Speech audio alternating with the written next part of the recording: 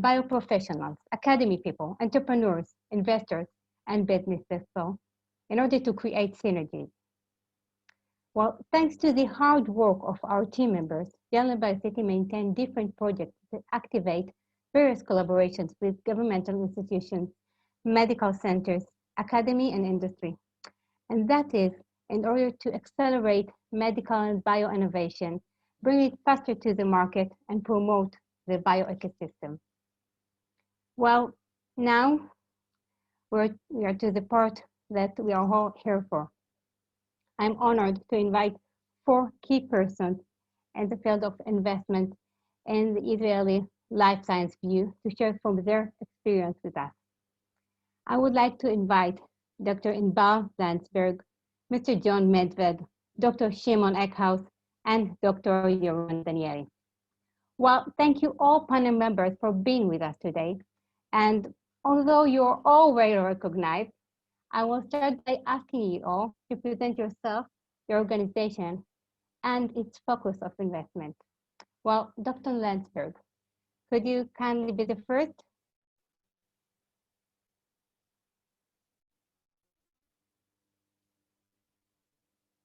You're muted. Dr. LANDSBERG, you are muted.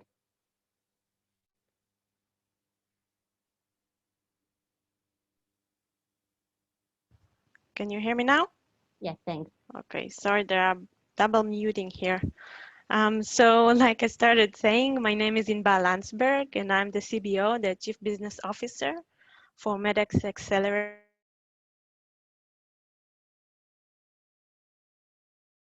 Boston Scientific, which is a well-recognized company. I don't think it needs introduction. MEDX Ventures and Sheba Medical Center. And our focus is on medical devices.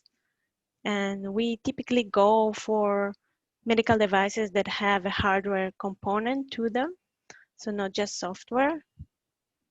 And we do that in a couple of areas of interest that are a result of our partners' interest and also the circle of competence of the incubator team.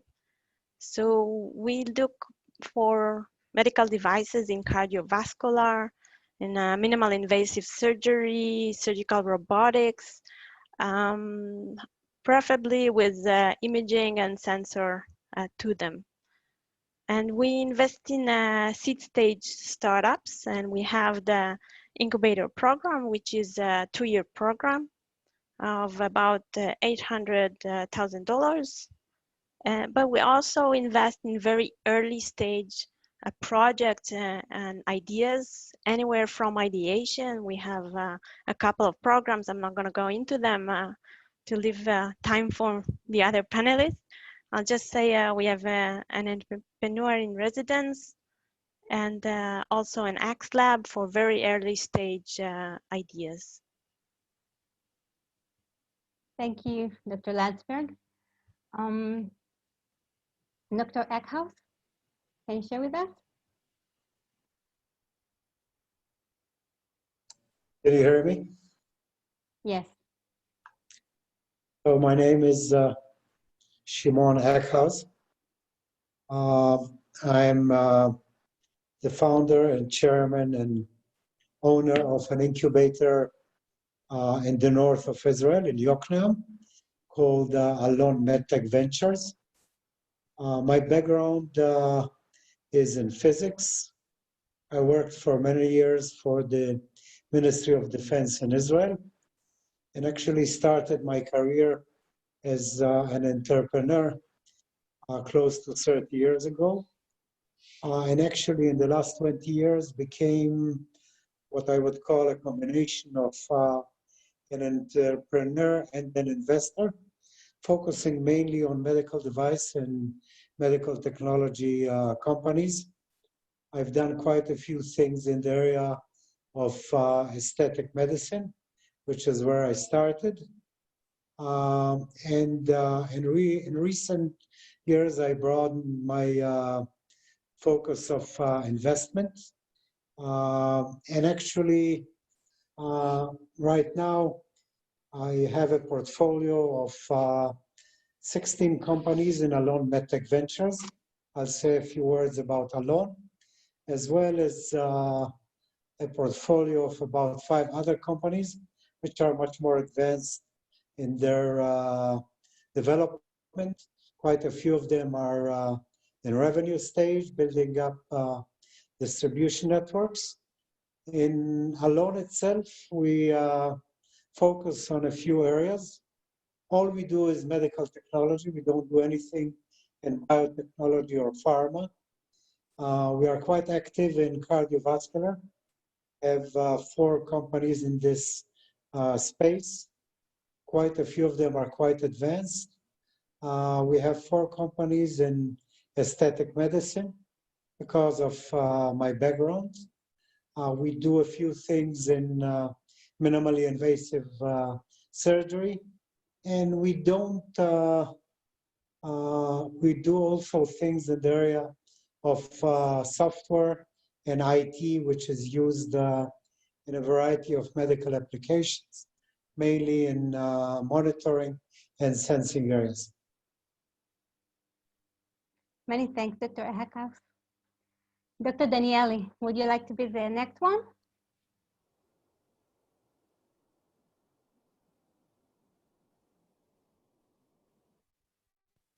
Can you hear me? Yes, perfectly. Great.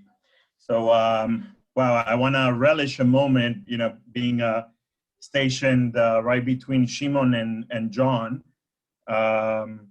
Shimon actually gave me my first break about, trying to think, it was 13 years ago, my first CEO gig.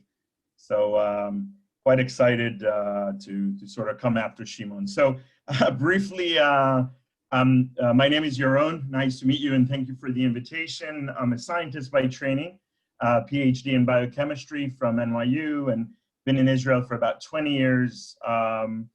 Spent about 14 years in industry, a CEO of a few biopharma biotech companies, then was the CEO of Yisum at the Hebrew University, the tech transfer, and the Hebrew University, and I've been at aMoon fund for about a year. aMoon, as some of you may know, is a life science and health tech focused fund.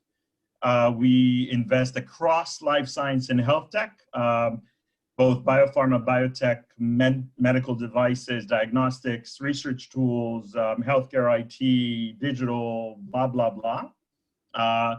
Really anything that's disruptive, exciting, and essentially accelerating cure. We manage a little over $1.1 billion. We are actively investing out of 2 funds, an early stage fund focused on really pre-seed and seed stage companies, and a growth fund, mid to late stage fund, focusing on sort of pre-commercial or early commercial assets.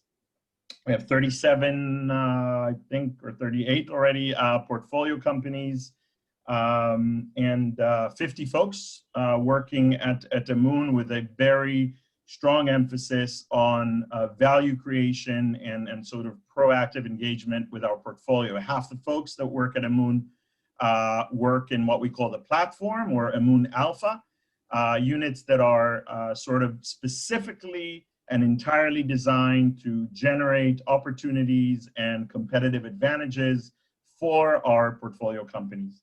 So again, delighted to be here, delighted to see you guys, and looking forward to the discussion. Many thanks, Dr. DANIELY. Mr. MEDVED? Hi, I'm John MEDVED. I'm the CEO and founder of OurCrowd, and it's really good to see a lot of old friends, in particular Joe, who was very close to my late father, who was an entrepreneur and part of the Jerusalem technology scene, and it's good seeing Fleur, and delightful seeing Shimon, who thank God has been such a huge part of this ecosystem, and INBAL and YARON. It's an honor to be on the panel with you. OurCrowd today is probably the most active venture investor in general in Israel. We do about 100 different funding transactions each year.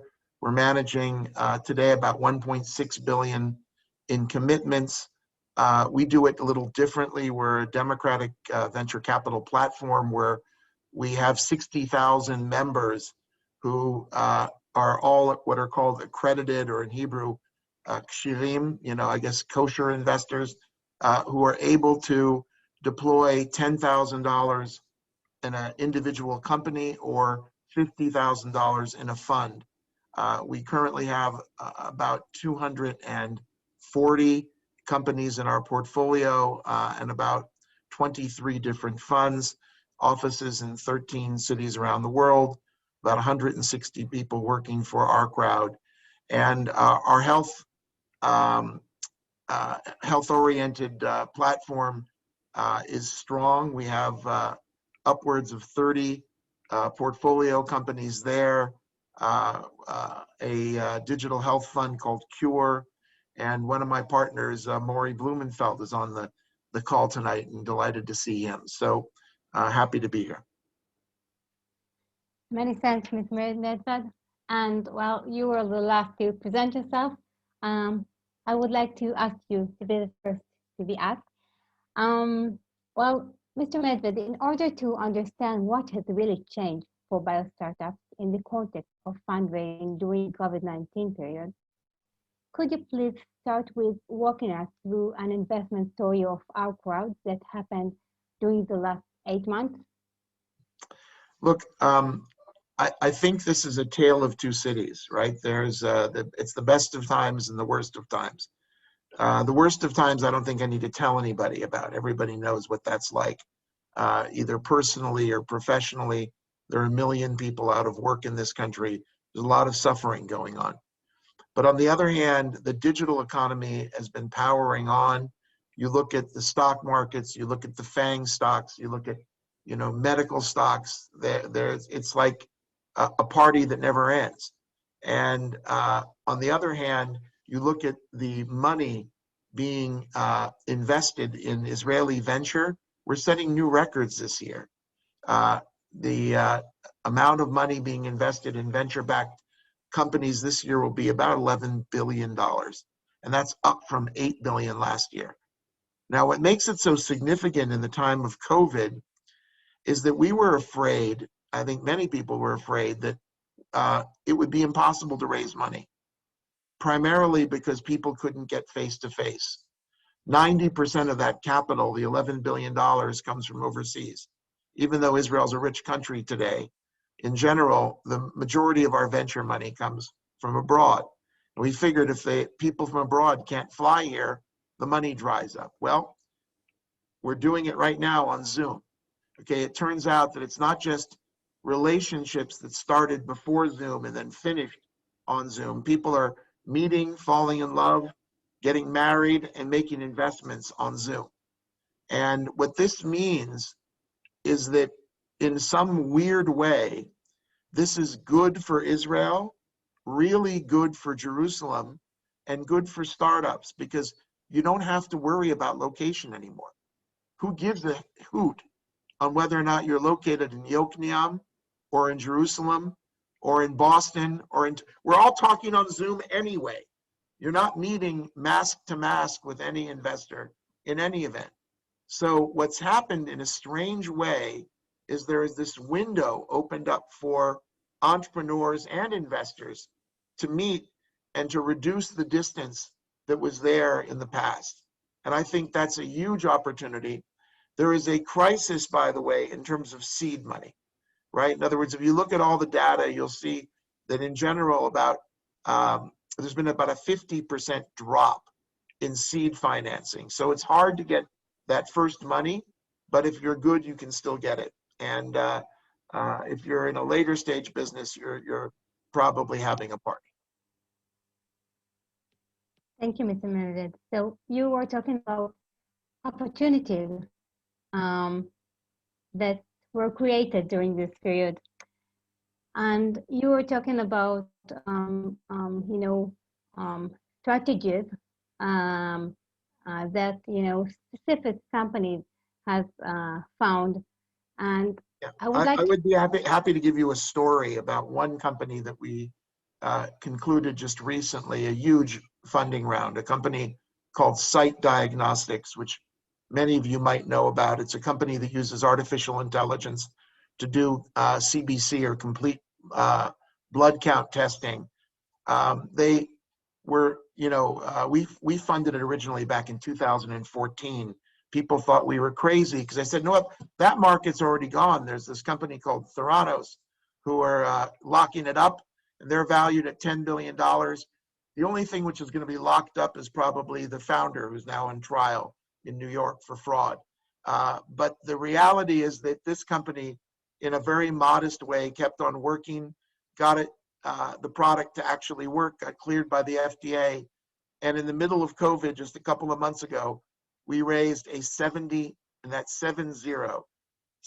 million round for this company, including the Koch brothers and a very large diagnostic testing company, as well as Horizon Ventures from Hong Kong, Li Ka-shing and ourselves. And what was interesting about this is that we had been investors from the seed level back, 6-7 years ago, and yet we now put in another $10 million ourselves in this round. So I think that there is, lots of money for the right companies. It helps to be later stage. Okay, it helps to have a working product, helps to be in a big market, but you get the right partners around the table, and you've got many of them here at the table, whether it's Boston Scientific or aMoon or Alon and SHIMON ECKHOUSE, and get people like that to invest, and the money can be gotten. Thank you. So I would like you to elaborate on this point of, the collaboration. Would you think that this year a winning strategy was to operate with international players, with, to find other way or other collaborators? Look, I think that Israel is still a very big attraction, perhaps bigger than ever before, for international collaboration and players. We just announced this week a $60 million investment in our platform from a large Japanese corporation called ORIX. There are now 90 Japanese corporations who have offices in Israel, which is an extraordinary number. I don't think we explore enough Japanese cooperation in general in the medical area. I think that's a huge opportunity for the Israeli life science sector, which is not properly taken advantage of.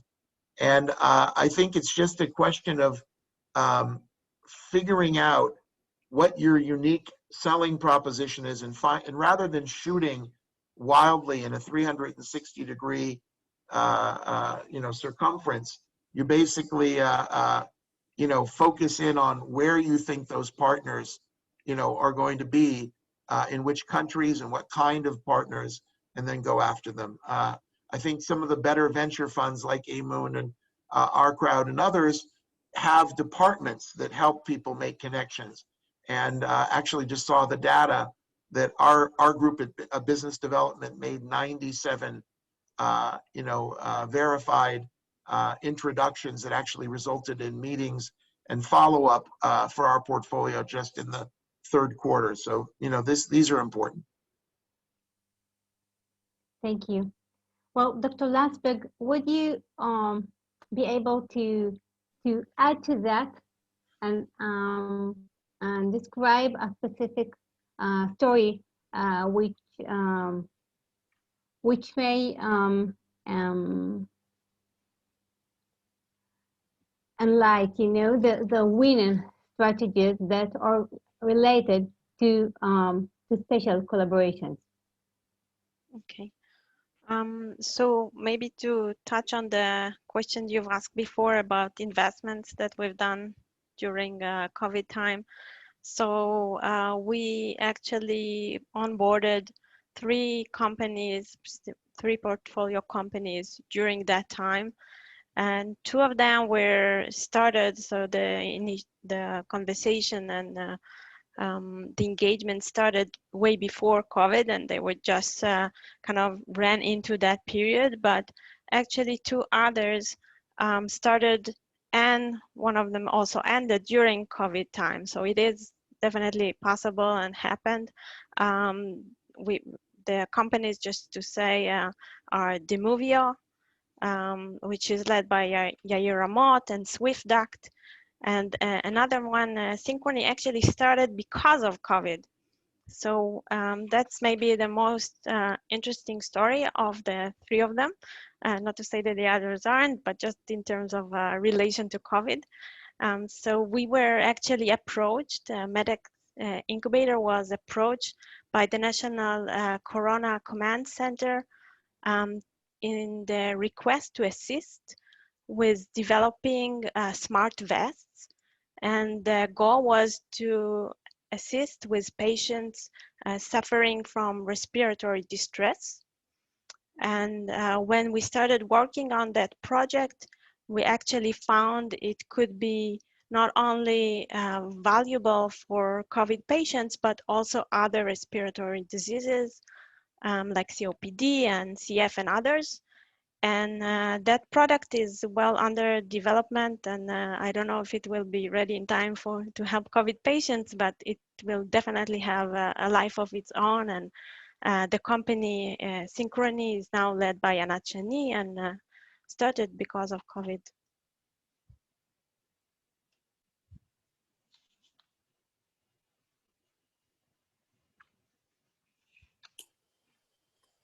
Okay. Seems we have a bit of a technical difficulty here. Moving it on to Joe, who will continue asking the questions, I believe.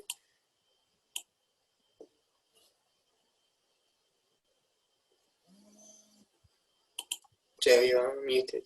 You're on mute, Joe. I have a question from Abigail Leichman for YARON DANIELY. What do you forecast for investments in Israel's startups in 2021? Which fields will be hottest and which fields will struggle to raise funds? You know, it's funny to ask questions about what will 2021 look like. I think we all got slapped around in 2020. I don't know which element in our 2020 plan, which was beautiful and coherent and, you know, very thoughtful, but looked at all relevant come March or April of 2020. I think generally speaking, we do not foresee any major changes or any major disruptions. I think especially coming off the COVID episode, we don't really see sort of dramatic pullbacks or dramatic shifts. I think things are going to proceed the way they have been proceeding, I guess, for several years now, with a convergence of healthcare and technology and the appreciation that health tech is really being transformed finally in a way that we've been talking about even since I was in graduate school. And I think we're just going to see these trends continue. I think I spoke earlier this morning at a medical device conference, and we talked a little bit about some of the challenges the medical device companies are having. There's smarter people on this panel than I to speak about medical device.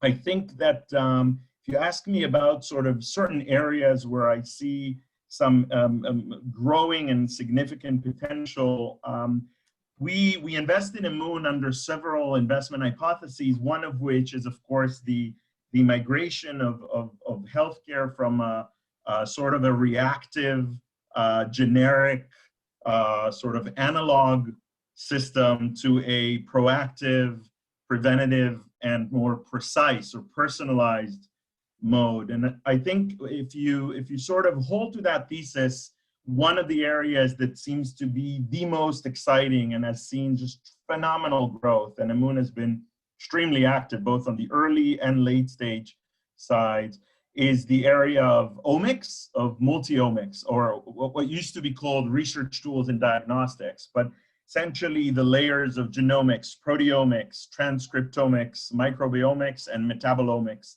lipidomics, with the understanding that medicine is going to go earlier with identifying disease earlier, customizing therapy earlier, intervening earlier to facilitate more effective, but also less invasive and more successful care. Those sort of diagnostic platforms and the power, the computational power that's now standing behind them is becoming just phenomenal to watch. You know, if you look at the aMoon portfolio, we've started investing in these areas a few years ago, and we continue to be very, very active in these areas.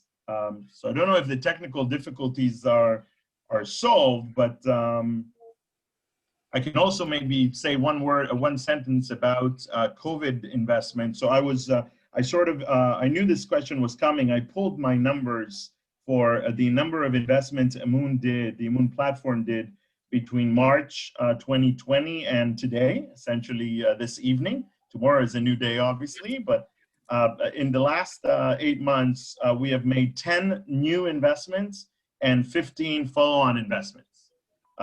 This is actually higher than the same period last year. We also had 2 NASDAQ listings. We actually had our first Zoom IPO. INBAL Pharmaceuticals went public early in the COVID pandemic. Lucky management team. So when I went public back in 2013, I went through a 2.5 week roadshow, which was horrible. This time around, these guys just sat in a room and did Zooms for 2 or 3 days and got the IPO done. So lucky them. We had another company list on NASDAQ. So look, just like John said, the markets are just resilient and they're strong and capital is there. I will, you know, because for those of you who know me, I try to also always maintain a measure of skepticism. I will say one sort of warning sign for the early stage entrepreneurs, and that's sort of my main role at aMoon. As we sort of all are sitting in our rooms, I'm actually sitting in my little girl's room.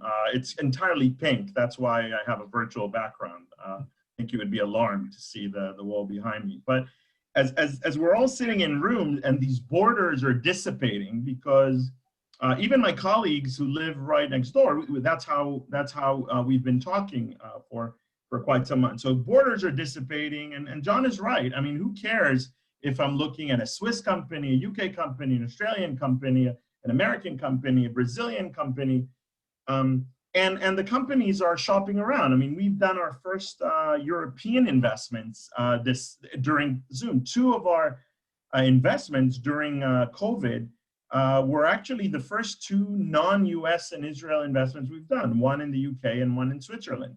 We've never seen these people in 3D. We've only seen these companies in 2D. And you know what? We got comfortable.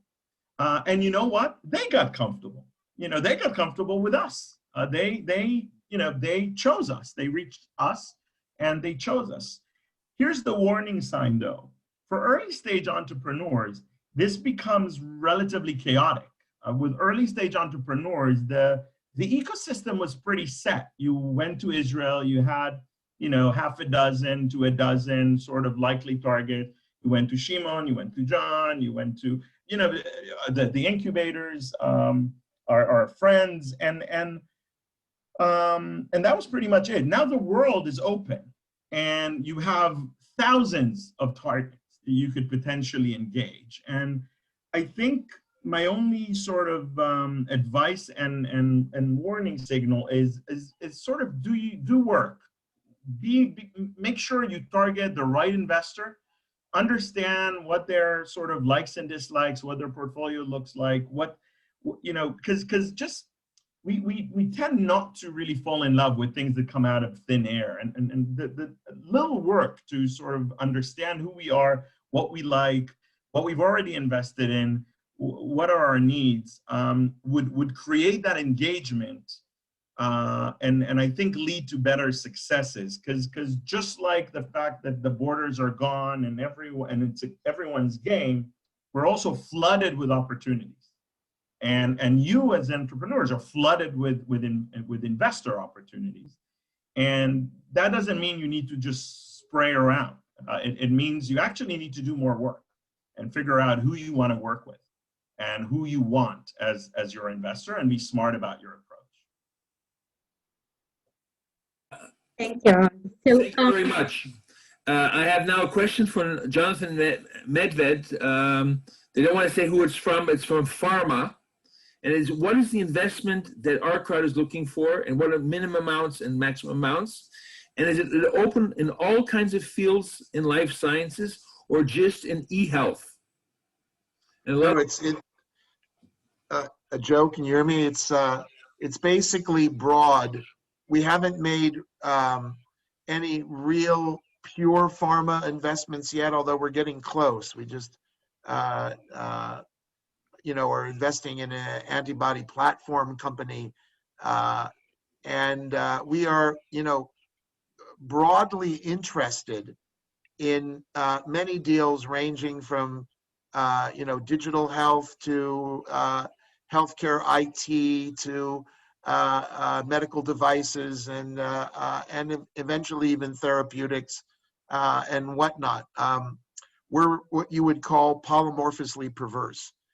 If you can excite Dr. Morris Laster or Maury Blumenfeld, there's a good chance you'll get us excited. And we have a good team of about 10 different people on the healthcare team who are looking at deals constantly. And, we see, and you have to ask Maury, but I think we see about 40 or 50 deals a month, if that's, a correct number. So it's a lot going on out there. And I thought what Yaron said is spot on. Our small investments are $1 million, and our big investments are about $20 million. And the one thing which we're very proud of is that we follow our bets, maybe to a fault, but we follow our bets. We like to give support to the entrepreneurs. thank you. Thank you. Here's a question from the United States, from Guy Tesler. I'm sure you remember him. I don't know if anyone can answer. And is cannabis-related innovation still an opportunity for investors, or has that window closed? Who can answer that?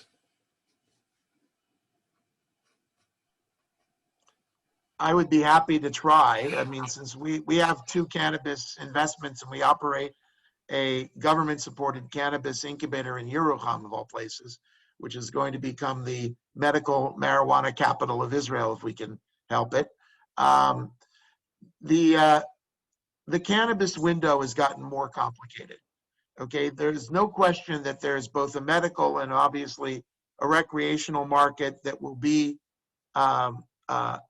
there for quite some time. Okay, but the excitement and the buzz, if you will, that's a bad word to talk about when you're talking about marijuana, but all of the, call it hype and enthusiasm, much of it is gone from the market. So I think that you are having a more difficult time raising money for these companies, and people want to see real business. So, if you have a device or a product, you better be ready to show sales or a very clear path to sales and why that's going to be real rather than just a cool technology.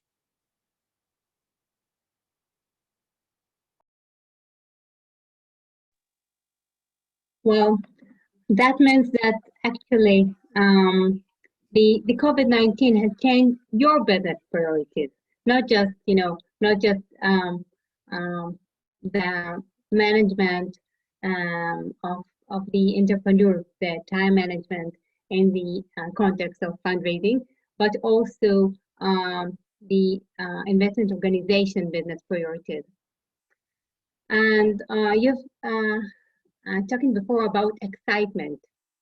So how one can excite an investor via Zoom. What changes have taken place in the in the pitch deck of the life science companies? How can you build a rapport of a remote presentation? Who can take this question?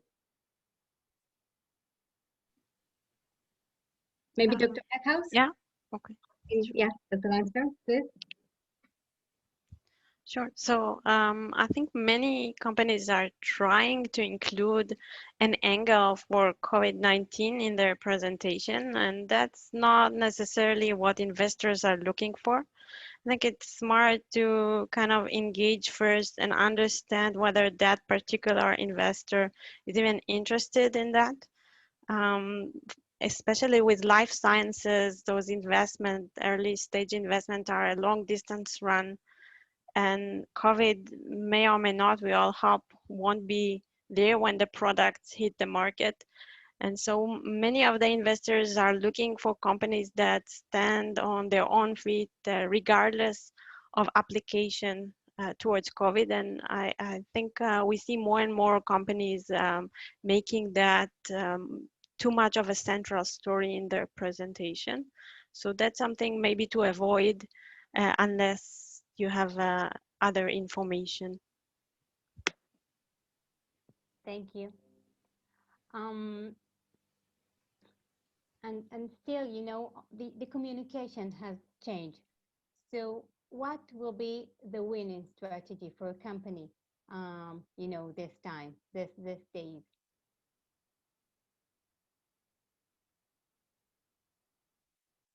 Dr. Eckhouse, can you answer this question? Yes, if I have to, I'll answer it. So just trying to answer your specific question. At the end of the day, and this is as old as the life of VCs, the part which, at least from my experience, plays the most important role in getting excited about an investment is the management team. And this is, of course, not new. Everybody knows it. It's all about people. This is something everybody mentions, that is either investing or looking for investments. And in the days of doing it through Zoom, it doesn't really change. The ability to tell the story in a good way, the ability to keep this combination of, I would call it being modest on the one hand, and telling a story that looks aggressive, showing that you have the enthusiasm, the tenacity, the will to do things, even if you need to, as we call it in Hebrew, lalechet derech kirot, or going through walls, if you want to call it this way. This is something you can get across, of course, much more nicely in a face-to-face meeting, but you can do it through Zoom as well. You can do it remotely as well. And if you understand that, at the end of the day, in my mind, or at least from my experience, this is the most critical part during these days with the funny or very unusual world that we live in. Thanks. I would like to ask Yaron, can you please describe how an entrepreneur can evaluate opportunities, especially in such times? So I just want to make sure I understand the question. How entrepreneurs should present an opportunity, or how do we evaluate opportunities? No, how does an entrepreneur can evaluate his opportunities? And you were talking about the time first for seed level companies, and you were talking about the maybe about you as like aMoon representative, changing focus to like research tools and diagnostics. And we have seen many, many entrepreneurs that thinking of maybe a spin or focusing on specific element. And I would like to ask you, and maybe you have, an example of how an entrepreneur can, evaluate, see and sense the situation in this period, and how can he evaluate his next steps.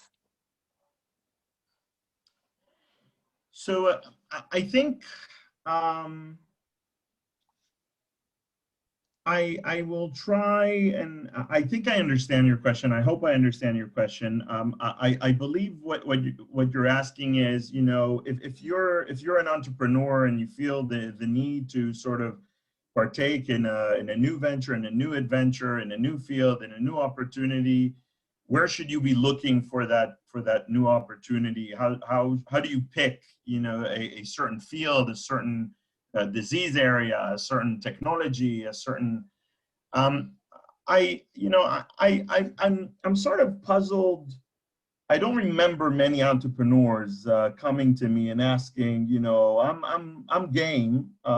Tell me where to search. Although as I'm thinking about it, that happens in our Entrepreneurs in Residence program, and it's also happening right now with a very unique program that we're running called Starfinder. Maybe I'll use this program to sort of try to address this this issue, and then go back to sort of my warning from before. We believe that at the end of the day, the best investments are done with a clear goal in mind, with a sort of validated opportunity, a validated need, right? So one of the things that we've been doing is we've been using our global network with about, I think 6,000 different organizations around the world to really start engaging with some of the top organizations around the world and understand what their needs are. And one such example is Roche. So I'm sure, you're all familiar with giant Swiss company Roche. Specifically in the diagnostic and digital area, they have been and continue to be the most innovative and one of the most acquisitive, meaning they acquire companies. And Roche and aMoon announced just a couple of weeks ago a multi-year collaboration called Starfinder, which is a program designed for entrepreneurs, designed for academic researchers, for innovators, or for companies, young or mature, to come and get a small investment from aMoon and Roche, a joint investment, spend about a year with us, learning about us, from us, but teaching us as well, getting access to the resources that Roche and aMoon can make accessible to these companies, as long as the idea that they're coming with addresses a critical key need of one of the business units of Roche. So we have spent a few months with the business unit of Roche Diagnostics and came up with a list of challenges and fields, and we have recently released 3. This is our first open call with a deadline coming on in December 9th, I believe. And it's around 3 areas. The first is digital pathology, so the use of AI to solve some of the challenges of pathology. The second is antimicrobial resistance, the use of AI to sort of have earlier, better preventative, therapeutic antimicrobial agents and treatments. And the third is, biomarkers that are predictive or direct certain therapeutic intervention in lung cancer and other types of cancer. We have gone into depth understanding the needs and why Roche believes these are sort of critical future challenges, what we call moonshots. And now we're going out there and we're saying, guys, there is a remarkable, significant need. And you have a major billion-dollar fund and a gazillion-dollar diagnostic company coming together looking for the most disruptive, innovative ideas. So if you're an entrepreneur looking for a technology, if you're a technology looking for an entrepreneur, if you're an early stage company, if you're a late stage company that's been going in a certain direction but believe that there could be a use case in these areas, we want to hear about. And the reason I'm sort of marketing this program is not because we are concerned about the number of applicants, but primarily because I'm going back to my warning sign. You know, I've spent, God, how many years? I've spent, let's assume, okay, let's do it from the end of my postdoc. I spent 17 years on the side of the entrepreneurs, companies and tech transfer. And then I've spent a year now at aMoon. And what I love about changing roles around the table is that you learn new things all the time. And so I used to think that I just couldn't understand why aMoon wouldn't like some of the technologies out of Hebrew. It's like, guys, well, what's wrong with you? This is phenomenal. And what I learned is that there is the right investor for the right technology. It's no surprise that when the question was asked about cannabis, SHIMON, INBAL, and I said quiet. You know, and the only guy with enough courage to sort of step up there and answer the question was John. Because if you have a cannabis-related technology, you should probably talk to John. You should probably not talk to us. Now, you may be, you may not understand this, and I'm happy to talk about this, but the goal is to really find a match, find your investor. The investor is not just an ATM. They're not just giving you cash. You know, if you're privileged enough to work with the MEDX folks, or to work with the Alon Medtech folks, or to work with the OurCrowd folks, or maybe to work with aMoon, this is a marriage, especially in early stage. This is a partnership, a true partnership. We do not sort of sit back and wait for you to do stuff. And there's an intimacy and sort of a match that you need to look for. So I would recommend, if you're looking for an opportunity,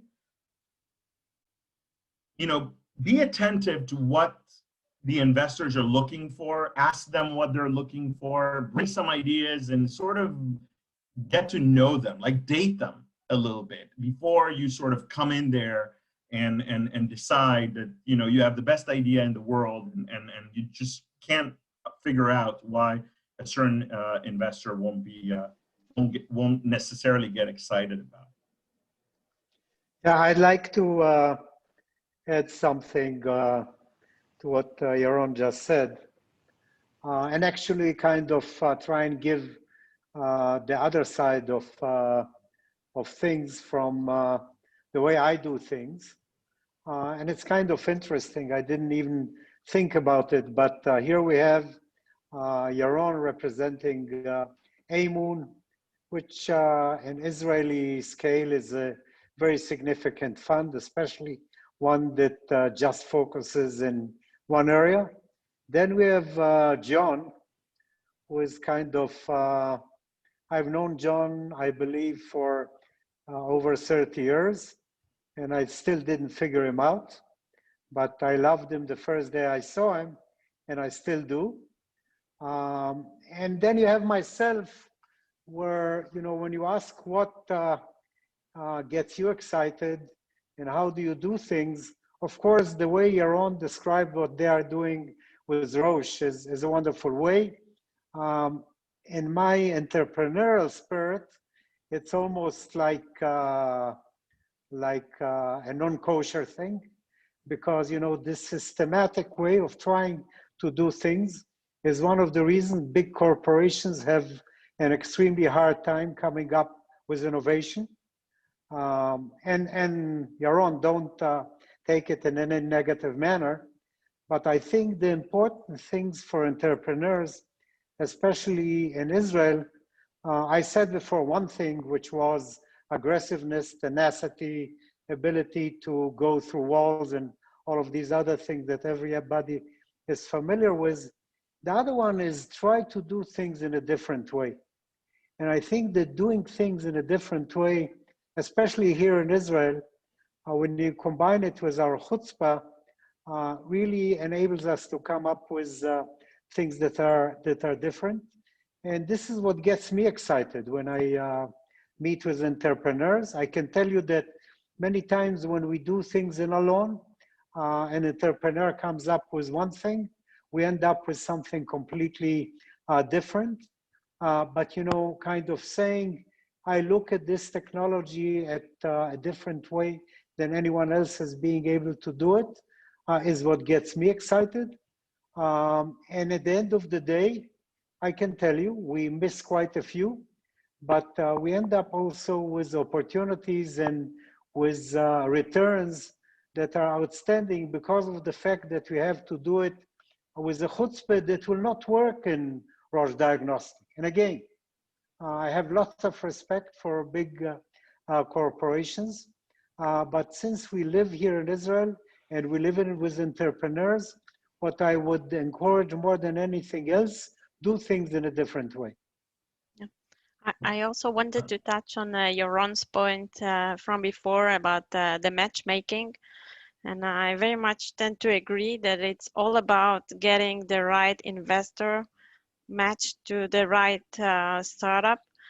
And there are so many components to the matchmaking. It's about the stage of development and the area of interest and the risk level. And I think entrepreneurs need to kind of stop and think what is the right de-risking strategy for them, who might be able to take on such an investment given the stage of development, and understand who that investor might be, and really dig into what investors are looking at, what is their portfolio, what does it look like, what areas of interest are they looking for, because the thresholds would be completely different for an area that's in the main core of what that investor is looking for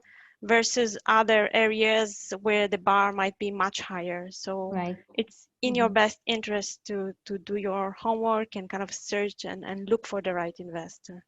Thank you. Thank you. I wanna just, can I take 30 seconds to answer the smartest guy I know, which is Shimon. So I'll say the following. First of all, you know, I love the answer because it clearly iterates the difference in the investment approaches and what I said, which was, you know, let's date. And Shimon may be your date, and God, would you be lucky to date him? Or, you know, if you're less lucky, you may date me. But we sort of have different flavors for things. Luckily, we, or at least I like Shimon. Hopefully, you know, he still likes me, even though he's known me for a long time. But I would agree, by the way, that you know, 95% of the investments we do are on innovative, disruptive technologies and startups. I think you know, I was trying to address the question of entrepreneurs who are looking for an idea, and this is something, you know, that is challenging, but clearly, this is a perfect example of how you may find a warm audience and a patient and a mentoring audience with one investor, and a more sort of structured, you know, sort of end in mind driven process with another investor, and vice versa. And all I do is, all I'm saying is I'm encouraging you to date and to get to know us and find the right match. Thank you. Just so nobody gets any misunderstanding, I was able to bring Yaron to one of my craziest idea ever of a company that developed a transdermal drug delivery technology based on jellyfish stinging mechanism. It ended up not working, although it worked clinically. And more than that, aMoon is an investor in one of my most exciting companies. But I just, want to emphasize that there are many ways of doing things, and especially for early stage entrepreneurs and the younger ones, don't just go for the systematic way of doing things. Go after your heart, if you want to call it this way, or the crazy ideas, or whatever the case may be. Thank you, Dr. ECKHOUSE, and thank you all panelists for sharing with us your stories and your important advices and your ideas and your multidisciplinary perspective, I would say. So this perspective make us realize how, on one hand, COVID-19 has changed the world of investment among other fields, but on the other hand, has not. And well, these challenges, according to what you just said, can become an opportunity. And I would like to thank you all for dedicating your precious time. And I would like to thank JLM BioCity team members, and especially Mr. Joe Van Zworen, the president and co-founder of JLM BioCity, and also Dr. Gabby Pell, Mr. Jeffrey Levin, and Mr. Mikey Horwitz for their work towards this event. I would like to conclude and to thank each and every one of you for being here with us today, and invite you all to date, like Yaron said, and to make the synergies, to make the connections, and to stay with us, participate in the breakout rooms, just to listen to interesting pitches, just to start being connected and create synergies, just to date. So thank you all. Thank you. Well, those of you who want to take the opportunity and to stay for breakout rooms, please listen to a brief explanation of how we can do that. And we will see how the new update of Zoom works. So you all can see that on the bottom of the Zoom meeting screen, there is an icon with 4 boxes. I hope you can see it. So click on the icon. Well, if you cannot see the icon, click on the 3 dots above, and the menu should appear. So there you can, click on the breakout rooms. Once you open the breakout. Hi, Murray. You're on mute. You're on mute. No, I'm not. Okay, great. Okay. I'm just going to pull this down. The thing is, the host, they put us both into our room, but they're explaining to the audience how to join us. Okay. So our first group is Paternox, right? No, the first group is MEDX. NC Shiftan. Okay. Okay, we'll wait till he's here. Yes.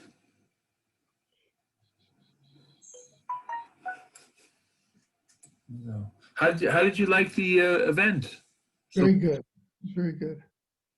It was, I did not expect so many people. I don't know about you, but I thought there was going to be a very few people, but it looked like it worked out very, very nicely. Hello. Well, hi, how are you? Hi, good. Oh, short while. Well, yeah, 80 people I saw in the main page there. Right. Good, well done, Joe. No, Right. we passed 100 people for a period. And then, okay. hi, Pinchas. Hi, Joe. Hi, Maury. Good to see you guys. Hello.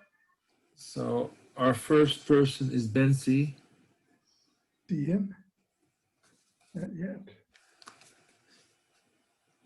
Perhaps, Maury, you can maybe explain what you do at OurCrowd and what you're looking for in promising startups. Okay, that's a very good idea. I'm part of a group, as you heard probably today from John, we have a huge number of investments. And frankly, as he said, we're seeing between 40 and 50 new proposals every month. We'll end up with maybe 5 or 6 a year. So we have a very strong, how should I call it? We look very carefully at the companies, and we really don't pick a lot of them. And what we're looking for, I would say 2 very important things. Number one is we're looking for something that is really disruptive. In other words, it's a totally new way to approach a problem. We don't want what my partner, Morris Laster, calls another chupchink. We don't want just another similar thing that's going to do maybe a little bit better. We want really something that's going to be very, very innovative and very disruptive. That's number one. Number two is we have to really be very careful about management. Now, I came from General Electric, and I remember when I started with some of my colleagues to go into investment, I said, well, the most important thing is, and I was, doing the same, I was saying, some technology that's really, really disruptive, I guess. And he said, no. The most important thing is management. And I said, what are you talking about? And he was, of course, right. I realized that I came from General Electric, and at GE, if you were not a great manager, you were out within a few weeks, especially under Jack Welch. I remember one time, and we're still waiting, I guess, are we waiting for Benzi still? Is he there? So I'll tell you one time that I remember very well with Jack Welch. Sure. I had a meeting with him. It was a very long time ago, probably in the early 70s, and I was his liaison, and he had me start to get the people from Battery together, and this was just as watches were becoming using batteries, and he said, we got to start developing batteries. So we had this meeting, and he came in the middle of the meeting, and he said, I have certain general managers who are sitting under the table sucking their thumb, and they're going to find out that's not the way you react to a crisis. Now, the crisis he was talking about was 1974. He had come from plastics, and he put in to be his man, to replace him for plastics, somebody new. And what happened in 73, 74 is the cost of plastics just went up like mad.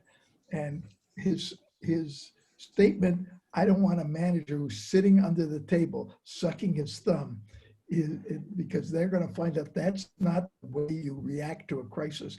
That has stayed with me all the time. And a week later, he fired the guy that he had hired that was presumably a friend of his that he'd hired a few months before. So management, that's number one. And number two is disruptive. Now, if we've got Benzi here, I don't see him still, do I? Can I ask you a question? Also, I just wanted to get the companies to give a pitch. So the first company we'll be pitching is Hero Scientific by Robert Levitz. Robert Levitz had an exit of Green Smoke, an electronic cigarette, for $140 million. And this is his second venture. Robert, the floor is yours. Okay, hi, thank you. So we set out about 4 years ago in 2017 to find a replacement for the swab. We're focused on strep and flu. We realized that people do not like the swab. It's very uncomfortable. It's very invasive. And the biggest issue was performance. The platforms are great. The PCR platforms, molecular immunoassay platforms are quite good. The main issue is collecting a good sample, and realized that there has to be a better way. And the FDA as well in 2016 encouraged companies to find solutions. So we set out and realizing that would also be paving the way towards OTC and remote care. So over the past few years, we've performed clinical trials for strep. We found solutions that were as good as, if actually exceeded real world data, non-invasive self-sampling solutions for strep. And then over the past year as well, we also filed many patents. Over the past year as well, we leveraged the learnings from that technology. We have solutions for sampling oral fluid and nasal fluid. We get to the posterior pharynx, nobody else gets there. And right now, we see this as an application for airports, for schools. Where we stand right now is that we have 3 approved clinical trials that already have been approved by Helsinki. We plan to start immediately on 2 COVID trials and 1 strep trial. We're planning to be in market within 2 to 4 months with a solution for COVID, a testing solution for COVID, which is self-sampling. And we've also done a regulatory and reimbursement strategy. Thank you very much. Maury, would you have any comment? Sure. I want to make sure I understand exactly. You're basically doing the swab. Then how are you actually checking? For example, you said you're going to be in airports. How is it going to be checked in the airport? The sample is self-taken using, we sample oral and nasal fluid in a very unique way that's never been done before. And it's very sensitive. It's very sensitive. We've already seen fantastic results. What's the reader? How are you measuring it? We're taking the sample. It could then be, once you have the sample, it can then be processed with a PCR, with an immunoassay, with CRISPR. You can process it however you want. We're a sampling company. So have you worked with any of the the companies that do the actual testing? Yeah, we've taken the sample, we've tested on a number of different platforms, and we've had conversations with some of the largest companies, and they're waiting for further data, which we hope to have within the next few weeks. Okay, very interesting. Are there questions from anybody else, or? Yes, there's a question from Mel La Rosa. Mel?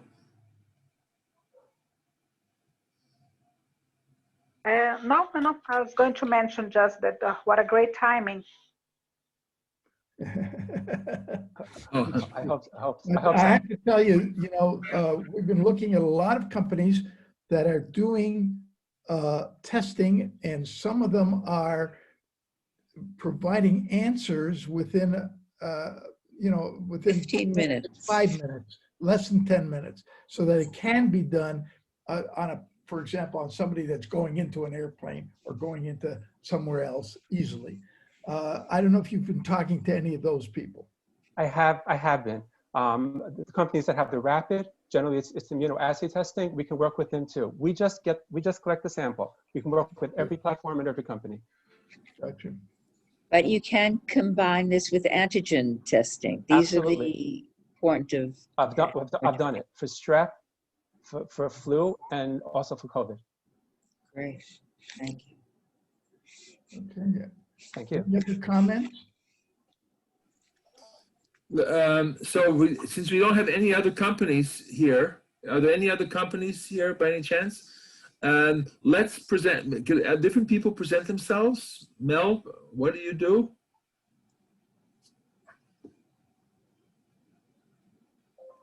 Mel. Now you hear me? Yes. Yeah. Okay. Hi. So I'm Mel. I am with the business development team of ISUM, the technology transfer of the Hebrew University. I focused on healthcare, and healthcare for us means everything: medical devices, pharma, health tech, and now the bioconvergence thing. And then that's it. Glad to be here talking to you guys. Thank you. Jacob, would you like to present yourself? No.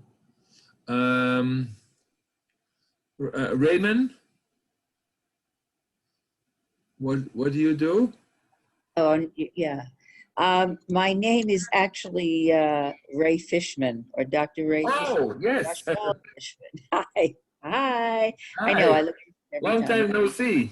Hi, Maury. This is like old home week. This I haven't seen you amazing. for a very long time either, right? ECKHOUSE in the same place, and it's just lovely. It's really lovely. Thank you. In any case, I'm a career scientist who's long retired and sporadically writes right now and does some research on interesting companies and novel ways of approaching their solutions. That's another story.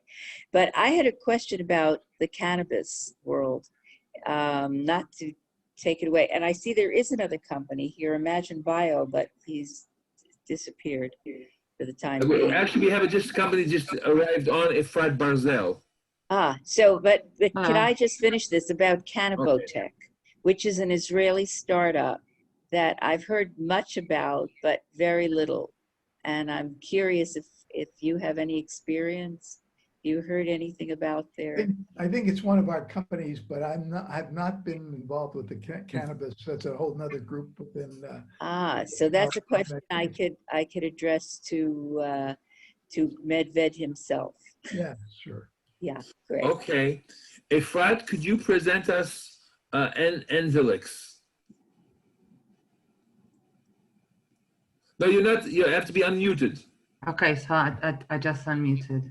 I'm just, well, I will start by saying that actually, that I've been trying to say that, Joseph, I hope I am in the right room, because we're looking for either private money, either for VC. We do love what OurCrowd does. I'm not sure it's specifically for EnliveX, but it's fantastic what OurCrowd does. EnliveX is a biomedical company. It has a solution for treatment for diseases that don't yet have solutions so far before EnliveX.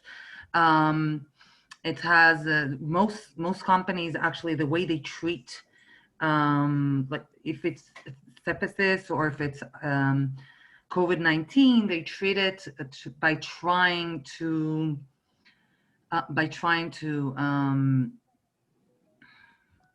what they do is they try to well, I'll focus on what we do. I'm sorry.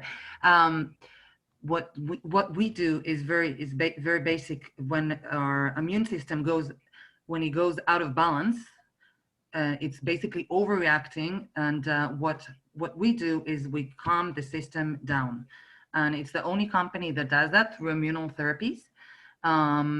As other companies that have not found a cure yet, due to them actually trying to battle it or to neutralize it. Our company, the EnliveX, has so far treated 7 patients very successfully. We took it from a place of literally critical condition, and within days they got released out of hospital and got literally when they tested them, those patients were completely cured. They didn't have COVID anymore. As far as sepsis, literally it was a year ago there was the first treatment, 10 patients were cured, and then very soon we're going to start the treatment on 120 people. The next phase. It's got the Israeli Health Ministry approval. It's got European liking and a very good European and other places as well, so it could be moved quickly into the hospitals. And this is not the first time for this company. As Thank you, Efrat. I'll just say one sentence. The CEO already, like, basically the company had a huge success with the company that's with Pfizer. They did it with Pfizer at 500 million. So I'm very proud to represent this company, and thank you, Joe, for this fantastic event. Okay. Any comment, Maury? Well, we looked at you about 2 years ago, a little over 2 years ago. And at that time we passed. I think it was pretty early at that time. It sounds like you've made some significant progress. You want to send us something again? Be my guest. Okay, I'm inviting the next company is Bensi Shiftan. Okay. It's an interesting company in medical health for high-risk diseases. It's called MEDX. Bensi? Joe. Yes. And hi, Maury. Hi, everybody. Pleasure to be here. We are coming with InsurMedX. InsurMedX is another company in InsurTech that wants to do for digital health what Lemonade and Hippo and Next Insurance and other companies are doing in other kinds of insurance, in the assets and businesses and property insurance. We are aiming to do in health insurance. Now, everybody knows that health insurance is the biggest challenge in many parts of the world, and especially in the US, because the medical system there, you can say, is sick. The insurance coverage is not enough, or Obamacare doesn't work, and tens of millions of Americans are not properly covered. And you can say that all the Americans, although many of them have insurance, it doesn't cover all what they need as they are covered here in Israel. Now, what we are coming with is with two digital health companies that we already developed and can support the technology advantage that we are coming with. One company that is in our portfolio for the InsurTech venture called InsurMedX. One company is called ArchiMedX. ArchiMedX is the first of worldwide company which is a kind of booking for hospitals. Or if I come to speak with other people who know Arab Führer, I say it's the Arab Führer to the world. And this system is— Know him very well. Yes, right. So Arab Führer, I say, if you want him, maybe you succeed to catch him at 3 a.m. for 2 minutes, and is only one person, and he has to sleep. He's not working on Shabbat, and he doesn't have all the big data of all hospitals worldwide. We have it, and we can support not only the Jewish people, not only the lucky people that know how to reach Arab Führer, but everybody in the world is the same as you order an hospital, you or a hotel, you order hospital. Now, this company that is owned by us called ArchiMedX already signed with over 400 hospitals worldwide agreements similar to what Booking have signed with hotels. So we can coordinate all the medical tourism worldwide. But it's not only this. People, and the story of ArchiMedX, which is part of our portfolio, is that my partner lost his beloved sister when he lived in Brussels. She went to a hospital in Brussels, which is a very good hospital, but not specializing in the specific procedure, medical procedure that was needed on that time. So even today, we are sure, and everyone that I meet tells us, he has a story that they have been directed to some hospital, which is not the right one. Betsy, you're over. Okay. So I just completed. Now, we are coming with ArchiMedX, we are coming with GetMedX, which is another company specializing and supporting us with technology for CAM. CAM is complementary and alternative medicine, which is a huge issue these days. And another issue which we will start with is IVF treatment. which is also not covered in most. See, we understand. All the capabilities to do something that will save life and will be huge business. That's okay. Murray, would you have any remarks? It sounds like you'd like to be like Lemonade, which did very, very well, as you all know. And that's not part of the medical group. We're really interested in technology. And so that would be something either for the people in Cure, which is our, it's our digital health. But probably rather for just send it to OurCrowd. They'll look at it from the point of view of an investment in another company like Lemonade. Oh, okay. The next company is Patronics with Alfir Aaron. Hi guys, can you hear me? Yes. So I'm going to speak about this scanner, skin cancer scanner, and lesion distortion. Looks something like this. Wait a sec. This model is going to be shipped to US tomorrow to one of the hospitals. This is the models, and I'm going to speak about this. So I'm the founder and inventor and CEO of Patronics. It all started when my mom got skin cancer by the end of my PhD, and I looked for a solution for home users like my mom.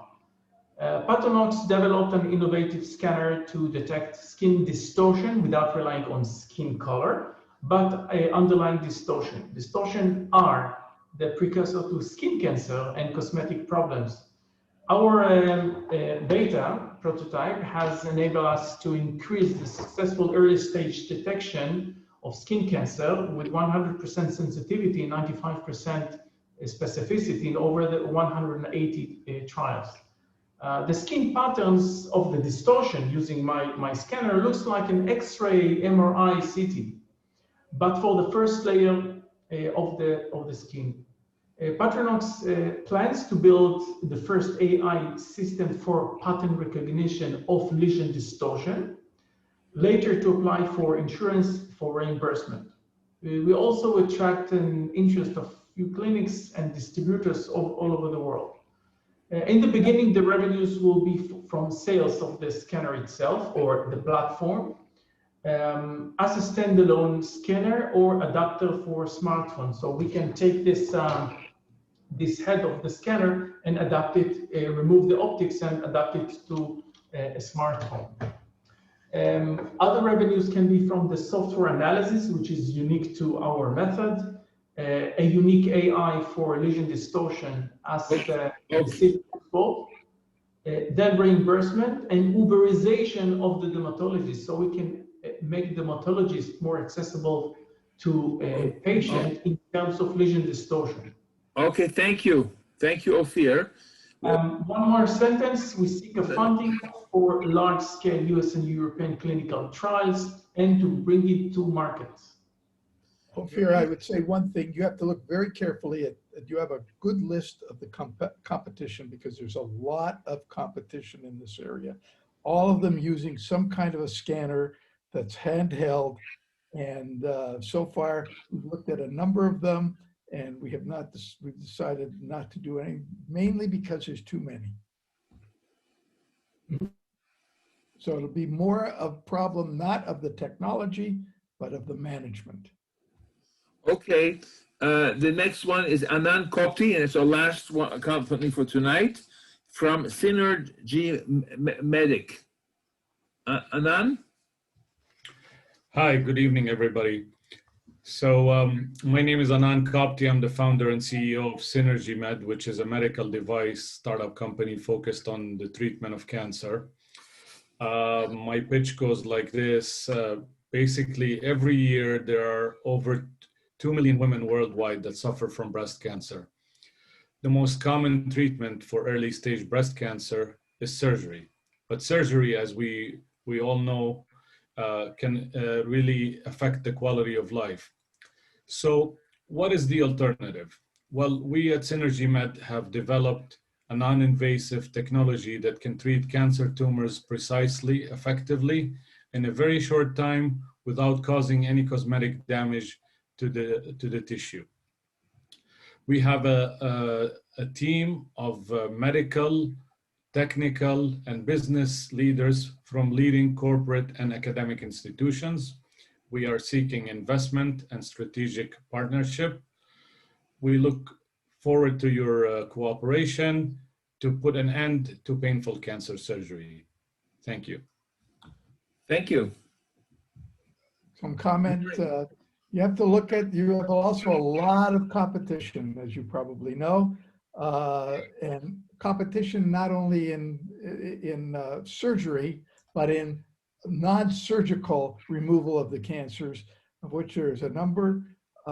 And one of the reasons that I think one of the groups that, we've made a very significant investment in one of those companies. It's called Alpha Tau, which uses radiation therapy. It's basically alpha particles that have also what's called the abscopal effect. That we've seen that not only can you treat the main tumor, but if you have metastatic tumors, there's the abscopal effect that occurs as a result of this. And so you have a very strong competition. Right. Do we have an alternative? Do we have a chance to reply to that? Sure. I mean, you can always. On the main session.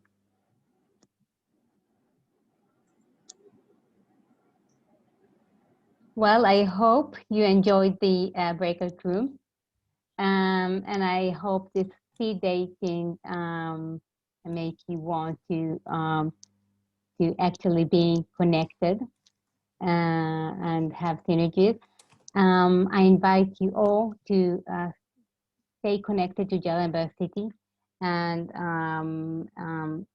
be connected to our LinkedIn group and visit us in our next event.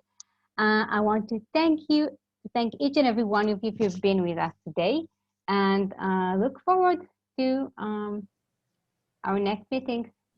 Thank you all. Thank you. May I ask one last question before we close? It's pertinent.